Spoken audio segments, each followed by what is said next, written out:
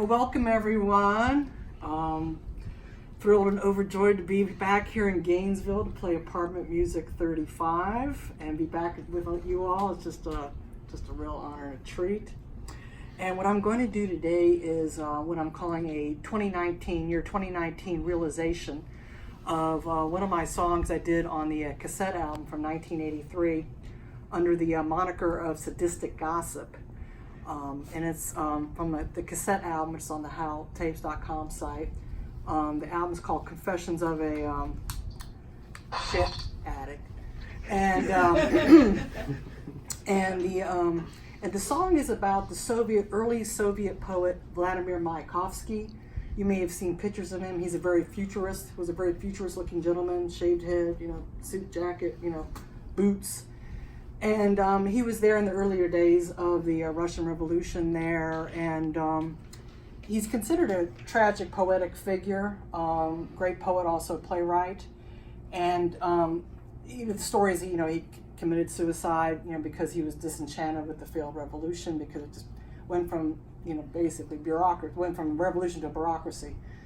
And though, look, if you go to Wikipedia, they kind of updated their biography a bit now, and they think that actually a jealous husband got to him. So, anywho, on that note, we're going to go ahead and do the song. It's called Dead Poets Don't Shave Their Heads.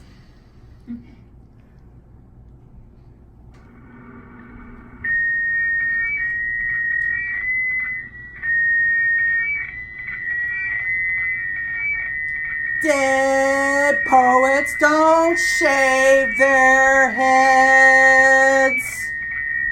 Dead poets don't shave their heads.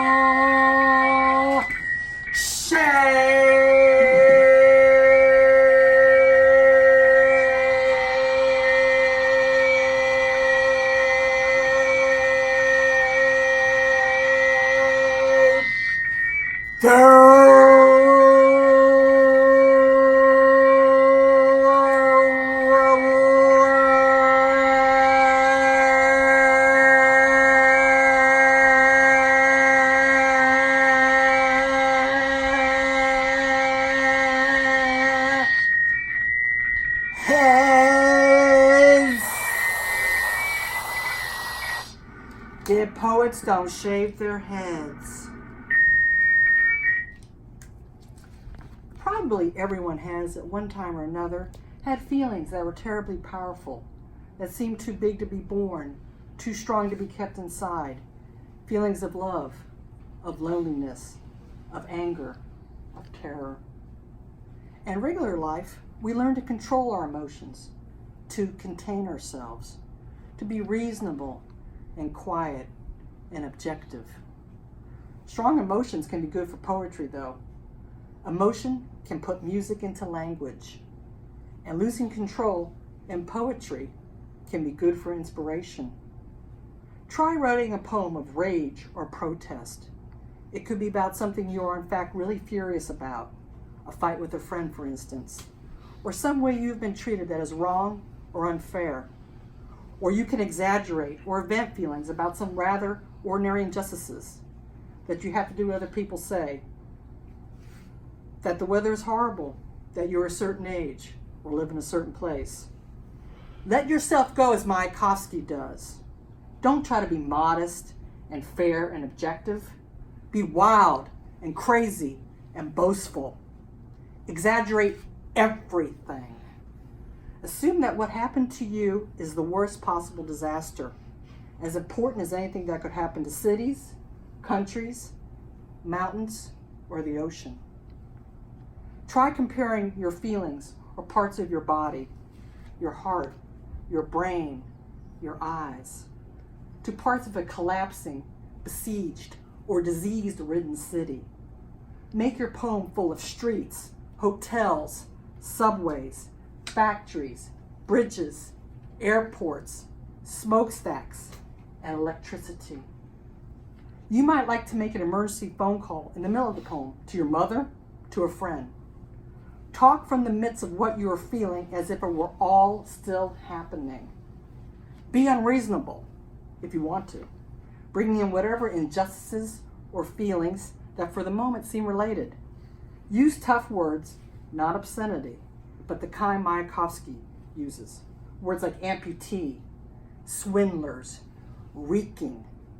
Use short lines or some short lines and some long ones. The poem can change around a lot. Maybe sometimes it'll be loud like a scream, sometimes quiet like a whisper.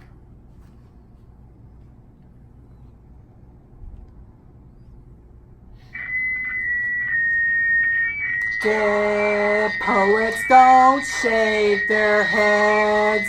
They don't shave them. Signed by M. Dead poets don't shave their heads. They don't shave them. Signed by M. Woohoo! Light my fire! Okay. All right. Girls on Fire at Apartment Music 35. So I'm going to do one more song. Okay. It's a version of one of my favorite songs when I was a teenager. It's from the Teenage Jesus and the Jerk songbook. It's called Little Something, Lydia Lunch's first band. It's a little something called The Closet.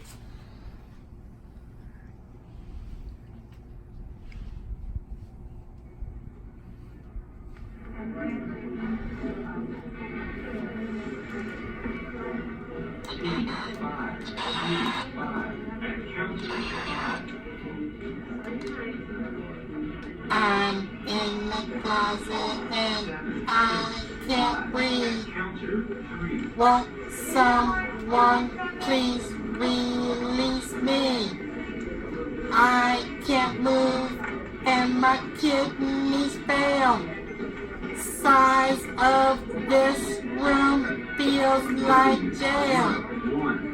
I can't talk, I can't enunciate. And I'm being treated like Sharon Tate.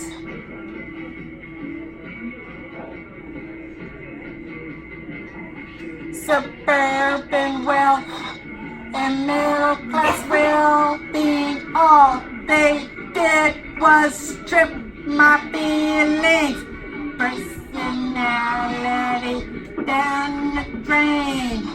After all, who needs a brain? Take the bullet to my eyes, blow them out and see if I die.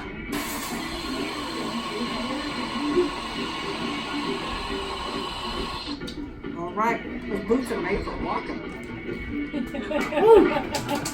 All right. Thank you. Girls on Fire at Apartment Music 35. Next up, in just a few minutes after we do a little bit of setup, we are going to have Lucy Bonk here at Apartment Music 35. Woo!